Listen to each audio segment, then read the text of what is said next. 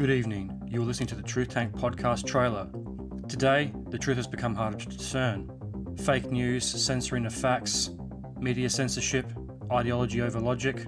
The truth has become subjective. That old saying, there are two kinds of truth, rings true today. What is fact and what is fiction?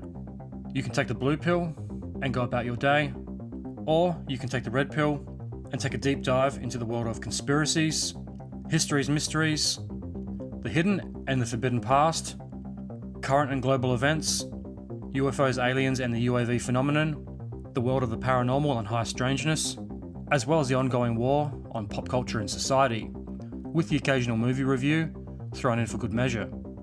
If this has piqued your curiosity and you want to find out how all this ties together, join me, the Tank, every month for a deep and detailed dive into the hidden and murky world of the truth. You can find and follow the Truth Tank on Facebook and Instagram. You can listen and download the episodes on Apple Podcasts, Spotify, Podbean, Google Podcasts, iHeartRadio, Stitcher, Amazon, YouTube, or wherever else you get your podcasts from. May the truth be with you. Tinfoil hat not included.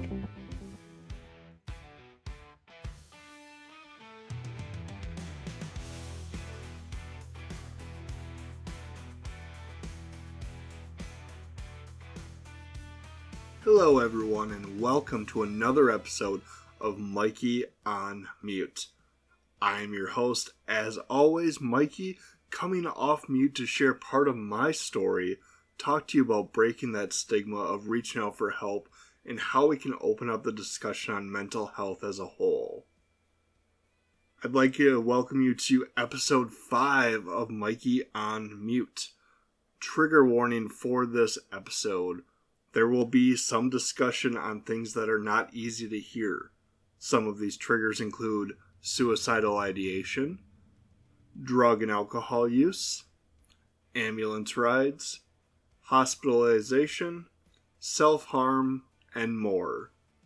Listener discretion is advised. When we ended episode 4, we had talked about the events leading up to this moment right here, this episode, which is really a turning point in my mental health journey, along with a lot of other things in life. This was a moment that was a catalyst for a lot of it. So this brings us to a day that will forever be burned into my head, for a lack of better words. April 27th of 2020. Now I know 2020 was a hard year for all of us. There was a global pandemic. A lot of us had our mental health really tested. And I don't want to say that my journey is any worse or better or in any way at a different level than everyone else's. Again, this podcast is just my story. There's so many sides to every story. I want to share mine to try to open up that conversation and hopefully it helps somebody. So here we are. I am fighting with that person that was staying here, that I let stay here after I ignored all the red flags. I really let things get to a point that it was just not a good situation, very toxic overall. I was fighting with my youngest son's mother about, she wanted to continue to pull away more placement days. And the more that happened, the more angry I got. And the more angry I got, the more I isolated, the more high I got. I talked last episode as my, anger and isolation went up. So did my use of cannabis in the wrong way. Instead of using it in a responsible adult way, I was using it to mask things. I didn't want to feel anything. And so when I didn't want to feel anything and I was dealing with all of these different triggers around me, I was in some state of mind to be able to create a plan. Now, this is not the type of plan that you want to create. This is not laying out what you're going to do this weekend with your friends or anything like that. This was a plan that said, At this point, the only option my brain told me was that I had to leave this world. It's not an easy plan to come up with. This was absolutely the lowest point of my life. When I got to a point where being there for my boys wasn't enough to save me from thinking about doing this, that's a scary thing. And that's a point I never, ever want to be at in my life again. So this plan in my head, again, made sense at the time, but I was out of my mind, high and isolating and dealing with this toxic person that I let stay here, who was twisting everything. And so my idea was, I need to get out. No one's helping. I'm no good here. These negative self-thoughts were being regurgitated by the people around me because I was letting a lot of negative influences dictate my life. And to me, that just echoed these negative thoughts. So I had a plan, and the plan was I was going to, lay out the different kinds of medications and pills I'd gotten, whether that was legally prescribed to me or whether I'd gotten them from other people and acquaintances. I was taking pills that were not prescribed to me as well. But I figured if I took different pills in about 10-minute increments, maybe take it along with some Pepto-Bismol, in my mind it made sense that it would kind of go down as a smooth process. Again, it's weird to talk about this just in general, but to hear that I had thought things out and at that point things made sense. It doesn't make any logical sense to me as I speak it now, but at that point there was really a part of me that thought this makes sense, this is the best way to go about it. And for my brain to try to problem solve, come up with the Pepto so that way, then your stomach won't reject it and things like that. It's so weird to me that my brain has been problem solving for so long. Even in that moment at my lowest point, it was coming up with solutions in a weirdly smart way. So I had this, that was my plan and all that. Again, it was not something I wrote out and sat on. It was very impulsive. It was something that just kind of made sense to me at that time. All of this planning happened within probably about a 30-minute period. And like when I say it's impulsive, it happened quickly. So I started the process that I laid out to do. I took the first round of different meds. Some were for sleep, some were for depression, some were for pain. And it was just kind of a mix and match. There was no rhyme or reason, but just whatever I thought I could handle at that time. About 10 minutes later, roughly, maybe, again, this all could have been within minutes. I was so high, I don't know if I could tell time, if my life did depend on it at that point. But took the second round of meds in the bathroom, had my phone with me. At some point, I don't remember doing this, but at some point I had texted my oldest sister something, whether that was full sentences or not, I still don't know. Don't have that phone anymore and don't plan to look back on those messages. But I had texted her some phrases or something and then put my phone down. I think it was at that point I realized that I didn't know where the Pepto-Bismol was. And so immediately my brain started going, see, you are already failing at this too. Like, how bad do you have to be to fail at this, trying to unalive yourself? That's where that inner critic was for me. And I'm not sure how, even at that low point, the loudest voice I heard was me upset with myself for not knowing where the Pepto-Bismol was. I'm already in my game plan, so I go to take the third round of medicine, and my stomach, as it does a lot these days for different reasons, did not agree with me. I started the process of throwing up, and getting sick in the bathroom the third round, the second round, hopefully part of the first, I don't know, as well as whatever I had snacked on earlier. It was probably soda and chips and garbage food because I was not eating anything of substance at that point, were now all over my bathroom. There is a song by the band Citizen Soldier. The song is called ICU, spelled out like the hospital stay. And some of the lyrics in the beginning were, "You took it out of God's hands and put it in yours and threw up the prescription on the bathroom floor."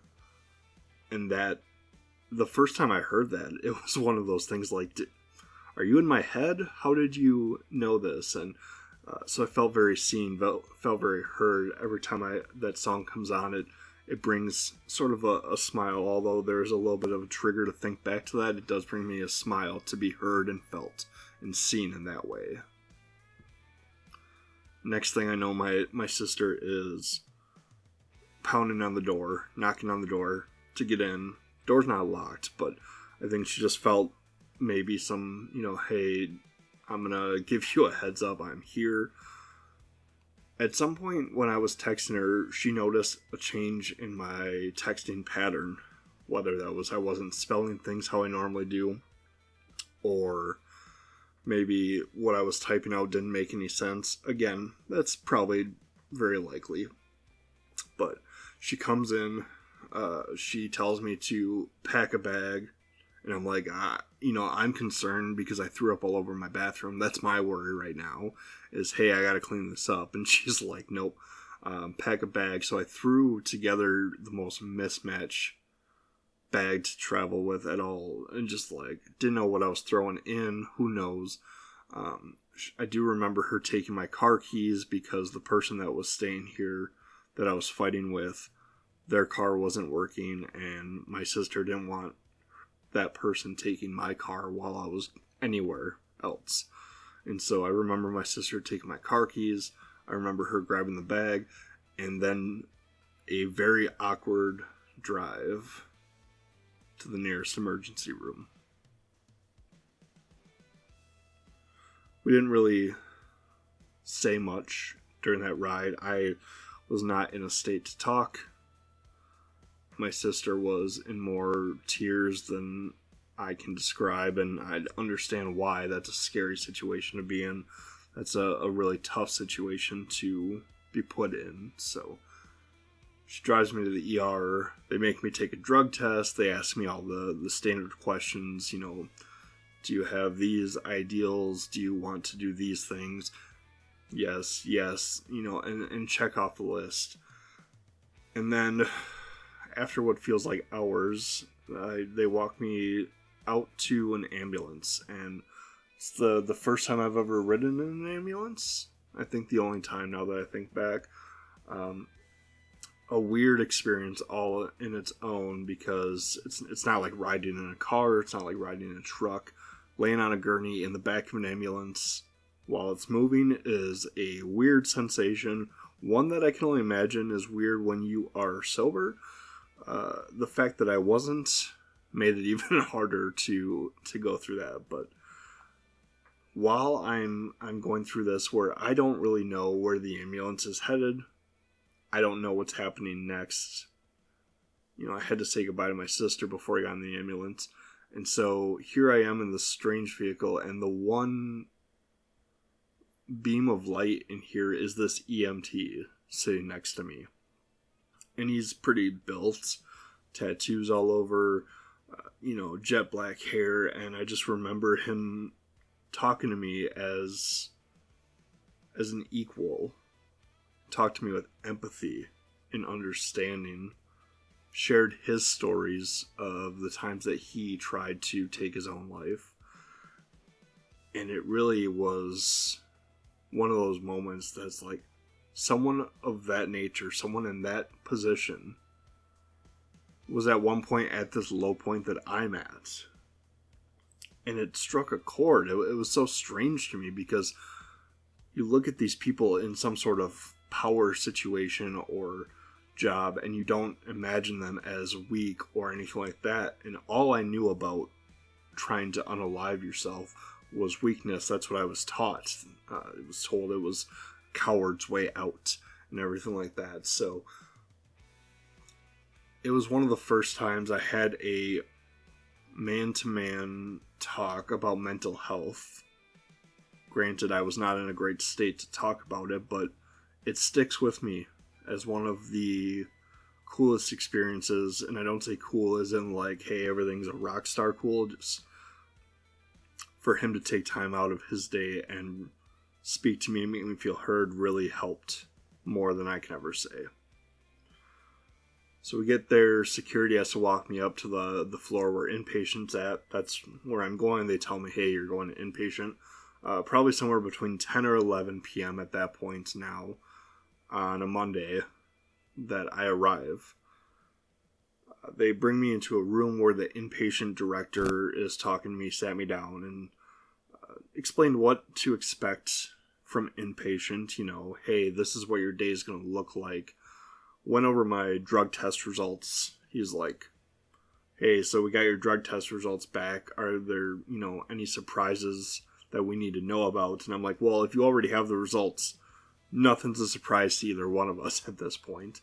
And so we talked about what was in my system, how that would look like in the next 12 hours, what brought me to the point that I'm at, and then he walks me to my room. And I remember seeing this room and the things that stick out to me still to this day, because it's not a normal hospital room. The bed is so close to the floor, there's barely any space next to it. It's not up high enough that you would normally expect a bed to be at. The bathroom door has cuts slanted on the top and the bottom, so the top and the bottom are cut out. It's just the middle of the door. It's almost something you would see in like an abstract art exhibit, is the only way I can describe it.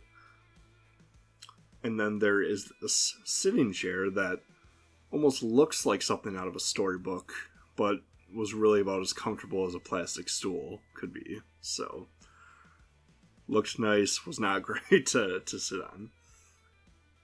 I turned in my cell phone. They allowed me to write down phone numbers that I might want to reach out to while I'm an inpatient.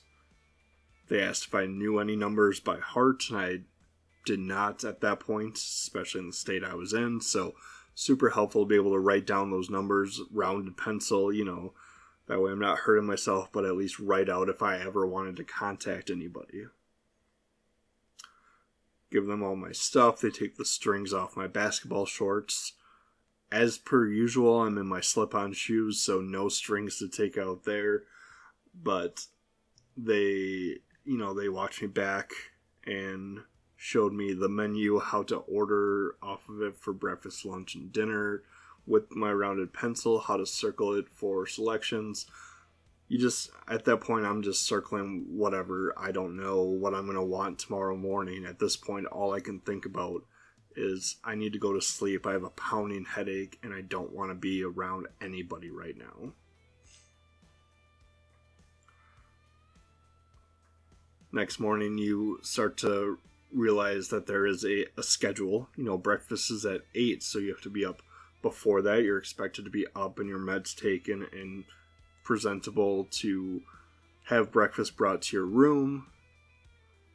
Once you eat breakfast, the day kind of consists of 3 different therapy sessions. It was like 10 a.m., 11 a.m., and 2 p.m. One of them was like an art therapy. I think that was the 10 a.m.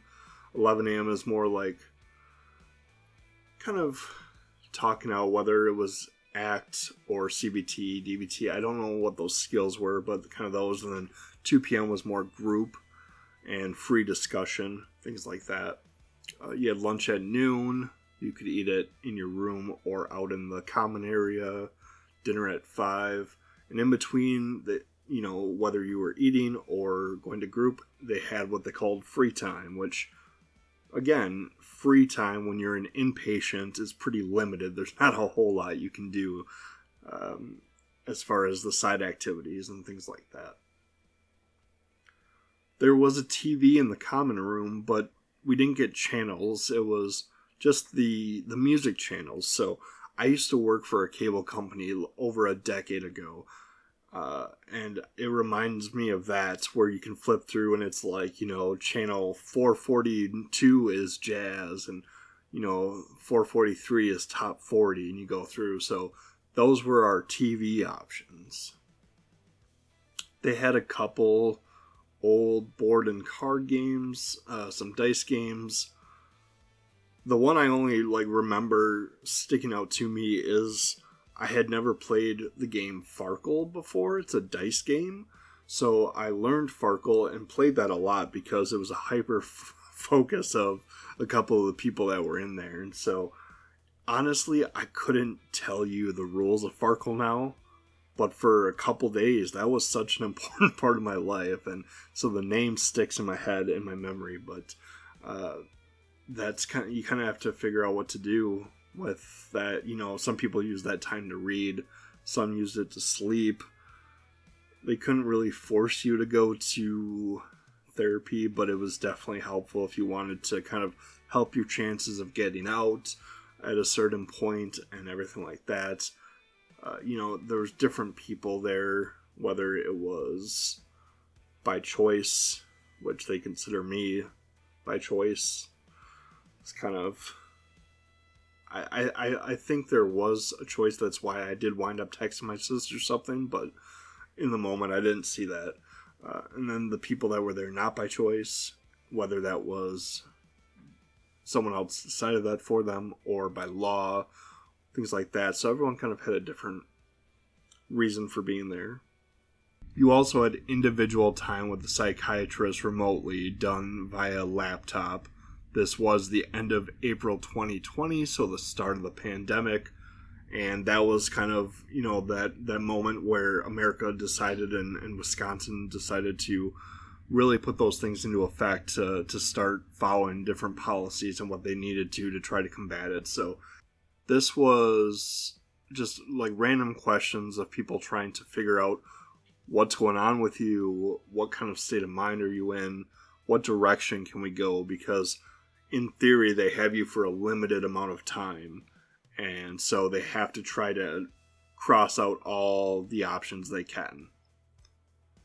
This was the time I was misdiagnosed with bipolar depression, or bipolar 2. I was introduced to and prescribed lithium, which I wound up not being on for very long. It is one of those hit or miss drugs. Either it works great or not great at all. So that's kind of what my experience was with the psychiatrist.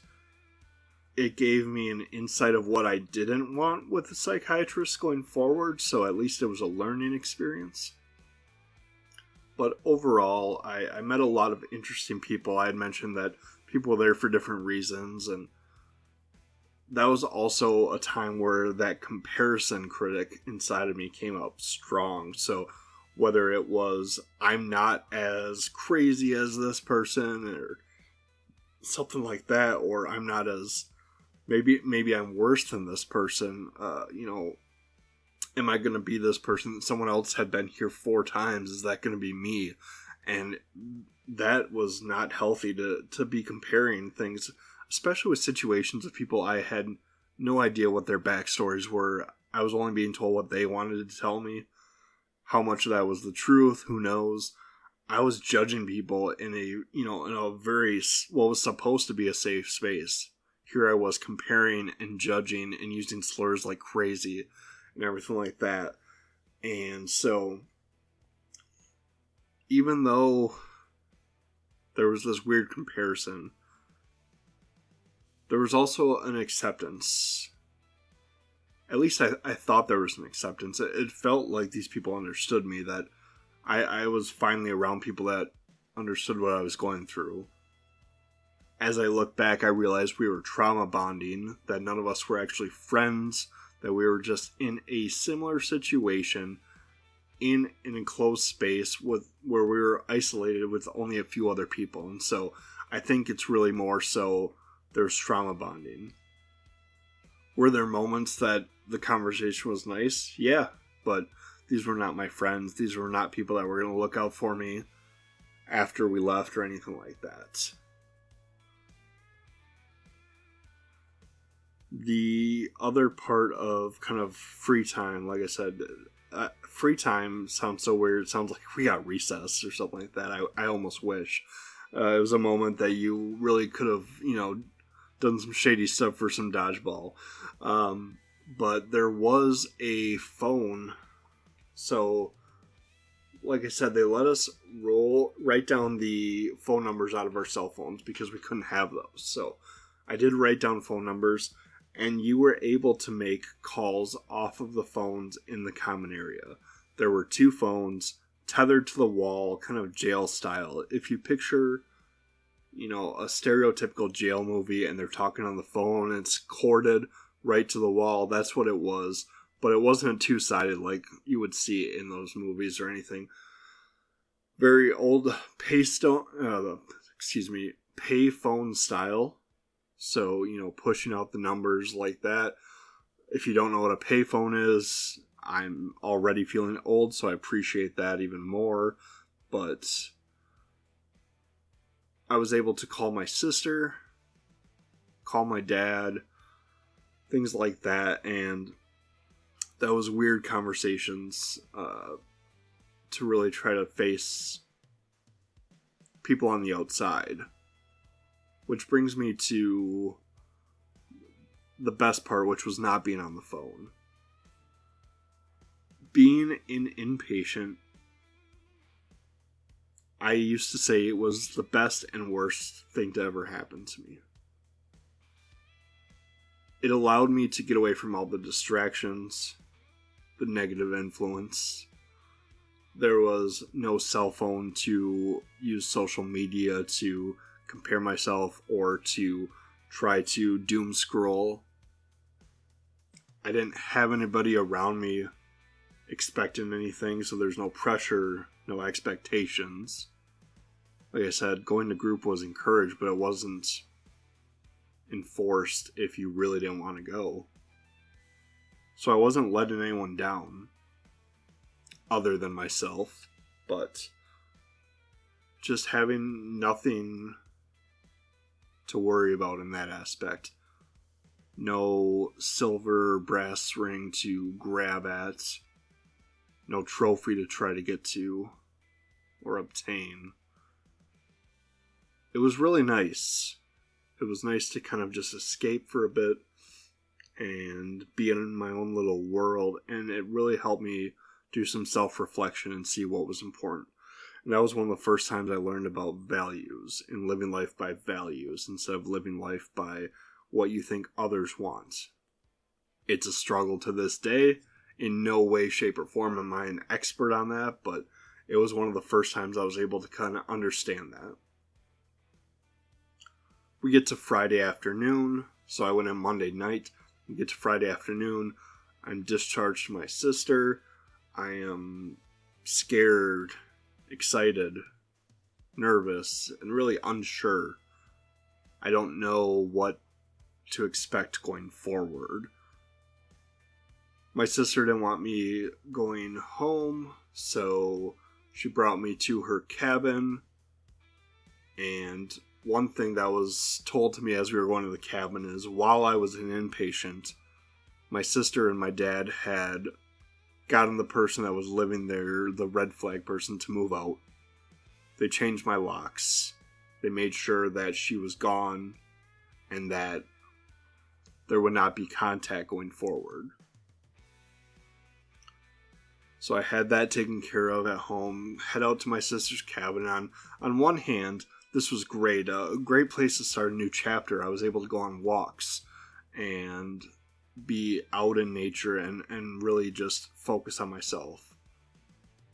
On the other hand, there was alcohol readily available. I think at one point I took my new psych meds with a beer.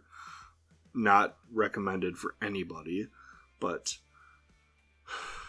And just a lot of rumination, a lot of here's what went wrong, here's where I can't believe I had to be the victim, and really played into that. So there was good things and bad things, pros and cons, but ultimately, the stay at my sister's cabin, them getting her out of my house, and everything allowed me to flip the page and start a new chapter in my life. And I will forever be thankful to my sister for that.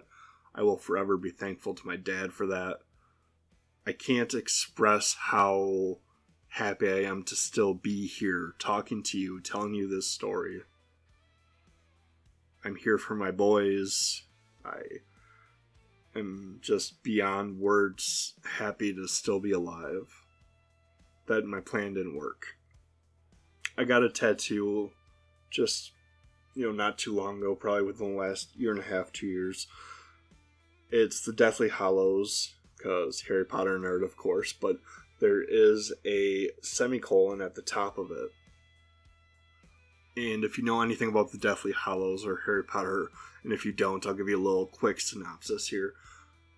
The people or the person that is able to collect all 3 Deathly Hallows, so the Invisibility Cloak, the Resurrection Stone, and the Elder Wand, is rumored to become the Master of Death and to be able to control death. And so I wanted to get this tattoo as I was my own Master of Death by surviving each day.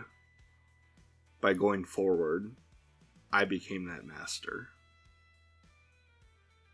And every year on April 27th, I celebrate it like a birthday, which it's about a week before my actual birthday, so that works out. But it's a new lease on life, and I'm very thankful each and every day here.